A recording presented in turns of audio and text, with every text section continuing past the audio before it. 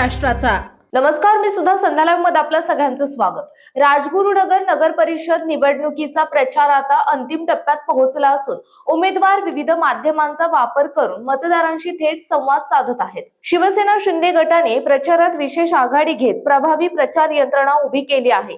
माजी जिल्हा परिषद सदस्य अतुल देशमुख यांच्या मार्गदर्शनाखाली नगराध्यक्ष पदाचे उमेदवार माजी सरपंच मंगेश भाऊ गुंडाळ आणि नगरसेवक पदाचे उमेदवार अश्विनी आवटे, नितेश ओसवाल आणि अरुण गायकवाड यांच्या सोबत शहरात भव्य प्रचार फेरी काढून ताकद दाखवली।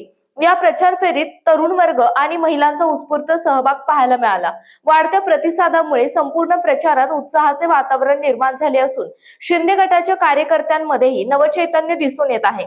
उमेदवार मंगेश गुंडाळ हे गेली 35 वर्षांपासून गणेशोत्सवाच्या माध्यमातून सामाजिक उपक्रम राबवित आहेत। त्याबरोबर राजकारणात प्रवेश करून उपसरपंच पद भूषवले।